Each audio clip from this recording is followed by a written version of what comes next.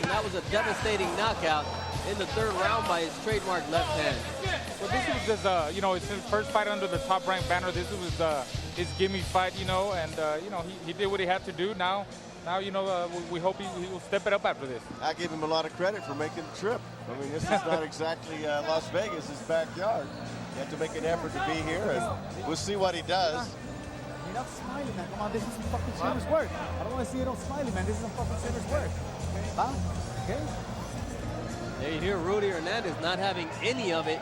He understands, and you see the face. I mean, the demeanor of Urbano Antillon right now is not that of a champion, and Rudy wants that changed. He looks worried.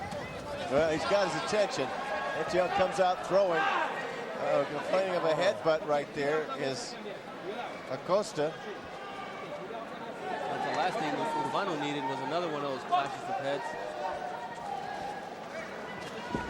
We're in the 7th round, so we're in the second half. Yep, second half of this fight. I think Rudy got his attention right there.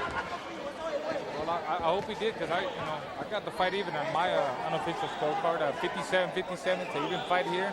Could be anybody's fight right now, but I think Acosta's got the momentum going. Everything is turning around to his favor.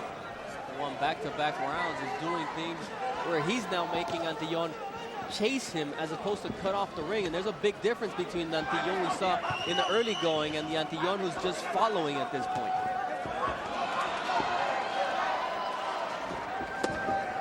Moving back and forth like a metronome across the ring, trying to catch Acosta. And now he's complaining about a low blow. Acosta is, but you got to protect yourself at all times. Rule number 1. Uh-oh. Have a little talk right here. Keep your punches up. Warning from Russell Mora. And you can get into a position, guys, that Antillon, first you got a headbutt, then you got a low blow. He might be getting a little frustrated, and this is the type of fighter that can frustrate you. Stuff like that, apart from Acosta running around and being a frustrated fighter, and then the referee gives him a warning, the corner's putting pressure on him, that's going to frustrate you. And I can see why. And how do you overcome that, Raul, when you're in the ring? How do you overcome the frustration? Again, it's experience. I've always seen Urbano take his time, never lose his composure. Good right hand there. He's trying to connect, but he needs to get his thoughts back together and start again from the bottom. Start using his jab, works himself in with his jab. As you see, he keeps plotting, giving him no movement, just single punching. Again, it goes back to the jab. The jab is very important in boxing. Everything comes from the jab. Have you noticed how well Acosta, once he gets him into that corner, though, is covering up his body? He can't get to his body when he's got him in the corner. And I think that's the frustration for Urbano, the fact that he's tying him up and he's making him go low on those punches. And now referee Russell Mora in his ear. Urbano got a good right hand in there. Got one good punch, but Acosta got 3 punches. All those punches from Acosta countering did miss. But he's able to flick that jab out there pretty effectively. Not a lot behind it. But at this point, it's working for Acosta. All he wants to do is flick and keep him away and keep him using his legs, chasing him around. I tell you, just a touching jab. He's just touching him, measuring to set up his other big punches. The slip once again. Well, we've had a headbutt, low blow warning, and now a push. Some more on top of it. Antillon's trying to find a way to get to this guy. Go, suéltalo. Everything but the kitchen sink in that round. Okay. How you feel? Good. Okay. Are you better there, Ma? Just a little bit better. But you got to give yourself a little bit of room. And then when you're there, then when you're there, you want to go ahead and start working. Okay. I got it. I did. I worked. Yeah. No holding now. Okay. Pelea limpia. Give me water.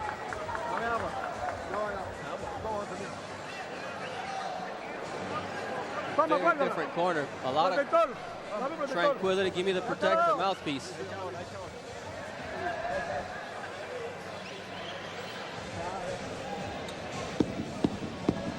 Acosta on the move, making a miss, counter punching him. Was out of balance there. Lost his balance, fell down. No big deal. And then we take a look at Urbano landing that right, but then their feet get tangled up. Russell Mora right on top of it. Everyone was calling for a knockdown, and he knows what he saw. So Urbano Antillon needing to change things up. Round 8 scheduled for 12 for Tepic. Antillon going right to work in the corner. I can predict this with certainty. We're not going to see any different type of fighting from Acosta the rest of the way. He's got his bike on, and he's ready on his to go. wheels. He's got his wheels going, and The only thing that can change it for Acosta is if Russell Mora actually takes a point away.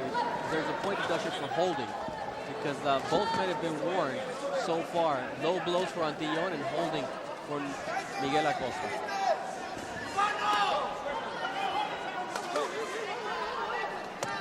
Oh. Slapping shot there. There's a slap, but it didn't do anything. I mean, that's what his jab's all about. The only chance he has is that big right hand he just crossed right there. But you know, the worrisome part about that left hook is how crisply it landed, even though it was a slap shot, and the fact that Antillon dropped his hand so quickly. And maybe that's because he's not afraid of it. Crowd trying to implore Antillon to doing something, but it's hard to hit what you can't chase down. You're holding. No more holding. Next time I'm taking a point. Let's go. There's the final warning. That's and it. that could change the whole fight. Yeah. It's not been a pretty affair. And now you can't hit him when he's down like that on a slip, so that was close.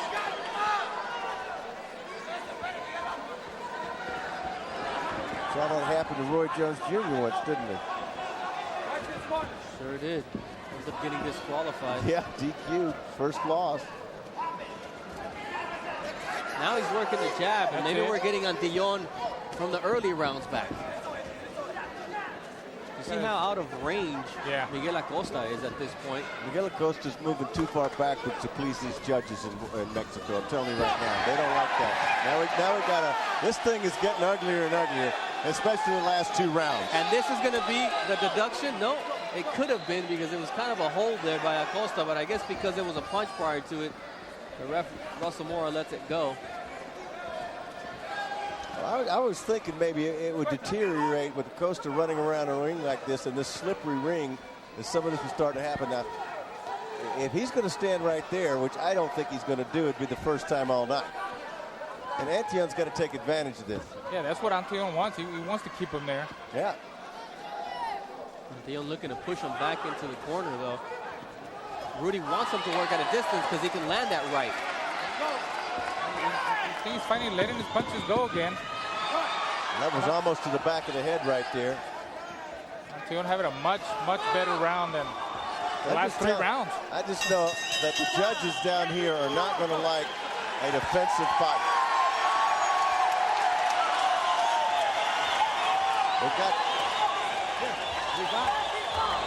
We're doing okay. Doing a little better. Give me some water. I can't get my air. Stretch out your legs. Breathe in. Inhale. Come on. Inhale hard.